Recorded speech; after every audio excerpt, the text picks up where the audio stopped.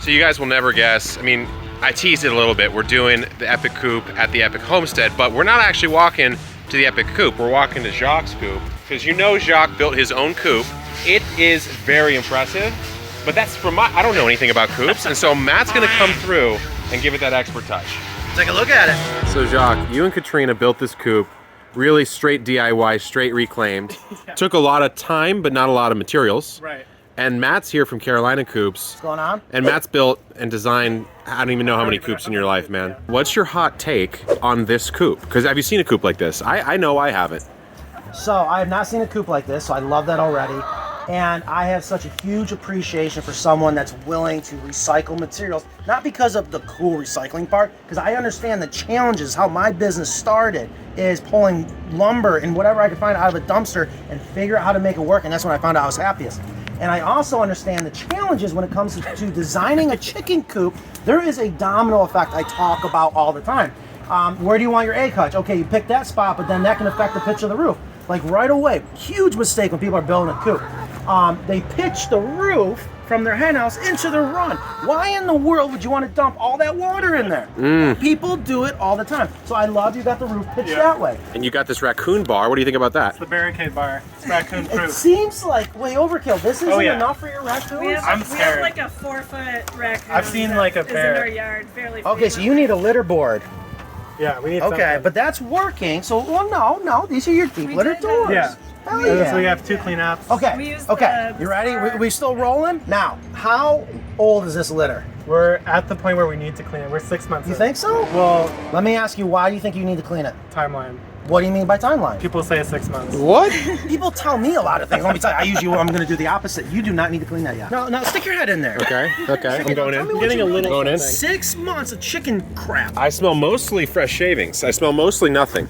Yeah. You clean out your deep litter based on this, not this or what people are telling you. Now, there's a lot of good information out there, but I don't know. I can just tell you, we're here right now, and that doesn't stink. And a lot of people are probably going, oh my God, 6 months of chicken shit. No, it doesn't stink if you do it right. And the best part is, we talked about this morning with the pine shavings.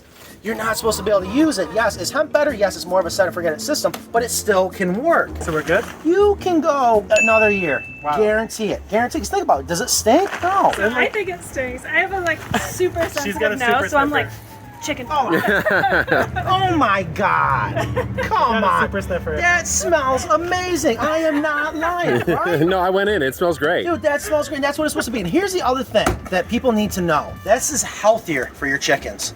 We screw things up by making it so that they never touch the soil and everything's sterile. That's the worst thing to do. This is actually healthier for your chickens. You've done an amazing job, and look how easy it's going to be for when you go to that's what we clean that thought out. about. Now, you also mentioned that raccoon bar. Yep. Love the doors. Where'd you get the doors from? Just repurposed. Old cabinet Cabinets. doors. I found them at like a junk shop. Love it. So here's the carabiner. We love these. Raccoons are unable to, believe it or not, figure that out. So I just can't do a carabiner. They'll figure that That's out. a rough one. You want to see the hack to this? Yeah. And this is a hack to make it unfigureoutable? Oh, I see. You're doing that little spring move. They can't figure it out. Look at that. So it sits in the middle on the loop. Obviously, you'd probably weight balance it or whatever, but it sits Yeah. here, and they cannot figure out how to unwind that. Yeah, and that's an old just a little farmer- piece of wire. An old farmer taught me that, and it's something like that. There you go. Yeah, just flip it the other way. It's really just that simple. The other thing I love a lot about what you've done. Yeah, let's do look it. we're doing a full coop. Hold on, this looks familiar. So Oh. We learned here's what I did. I watched his video. Yeah. On My video? installing an apron. Nice. I think you were doing it in flip-flops, and you said you shouldn't be. Hey, People- I remember respect that. that. I respect. I just got a pound for that. People all the time. Oh, that's an OSHA violation. Yeah. Whatever. And so we did the Beautiful. staple Yeah. into the board every other square, Dude. and then we stapled it into the ground. And you don't go in, you just go out. Yeah. It doesn't go in at all because No, you don't want it's to on the bury side of the your. board. Correct. You don't want to have the skirt go in because they need to rest under there. Right. I love it. I love Yeah. it. This is my first time coming 3,000 miles from where I teach people, and the information's making it all the way out here. And you We're did it. researchers.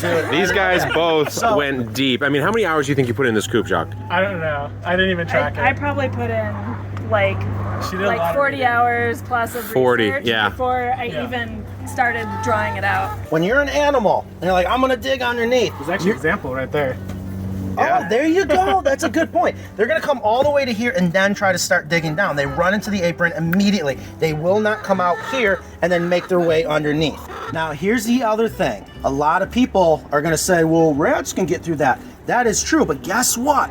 The only hard part about a rat is their skull, and their skull can fit through a 1/2 inch by 1/2 inch opening. Yeah. So a rats can fit through there, but you don't give them a reason to want to go over there. So the other thing you've done that is great, you've elevated what would have been a potential ceiling where rats want to harbor and live. So by having this up, So this being what, 18 inches above is a little too high for a rat to feel safe getting underneath that. 100%, and I bet you chickens love to go underneath their dust Love it. bait. That's my Yeah. favorite place. Yeah. Especially in the summer when it's hot. Yeah. That's the coolest place in the yard. Yeah. Why don't we walk inside? Now this is becoming a chicken tour breakdown.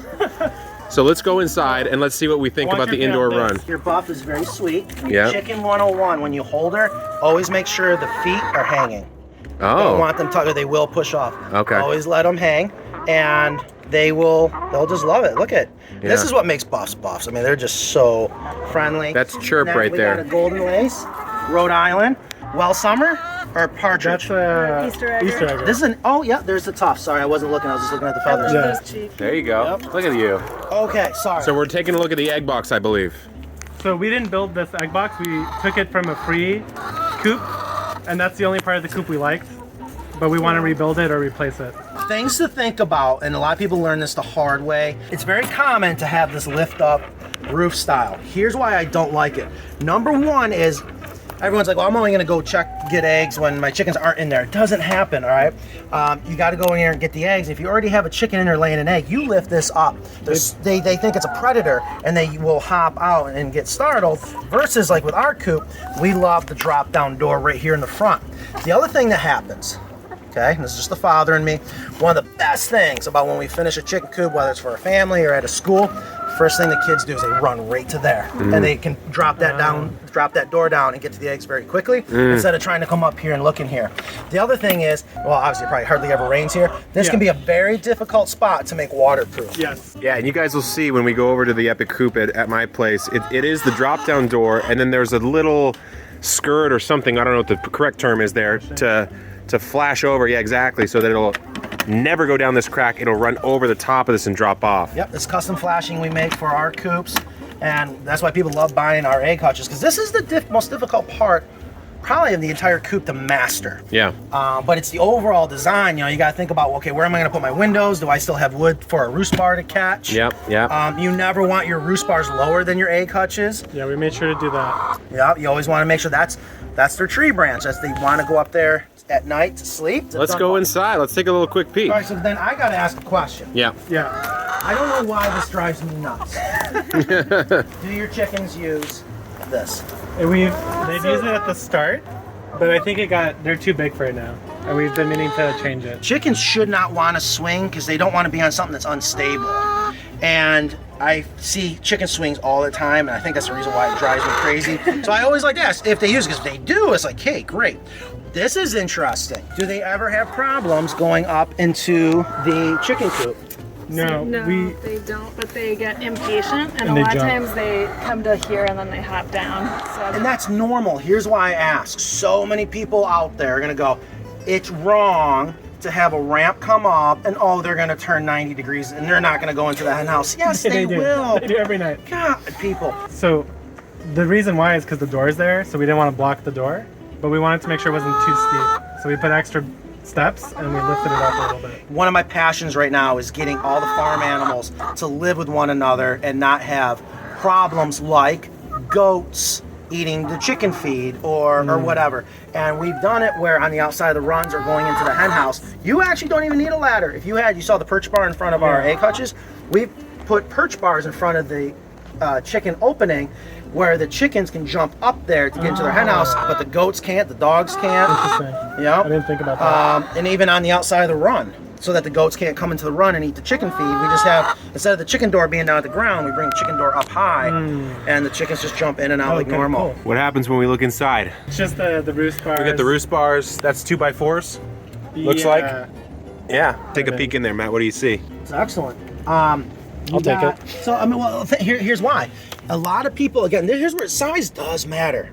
And if you have your roost bars up too high to that roof, and you don't have a lot of ventilation, chickens actually have a very sensitive respiratory system, and you don't want them breathing in those fumes from their droppings. So I love that you got the height where they're not up close to that roof, and it's just, this should be a lot happier. Also, I like your big fat roost bars. Now again, this is San Diego, you don't have to worry about this in other parts of the country where it's really, really cold. A lot of people will take a 2x4, rip it in half, which is called 1.5 by 1.5 for simple math.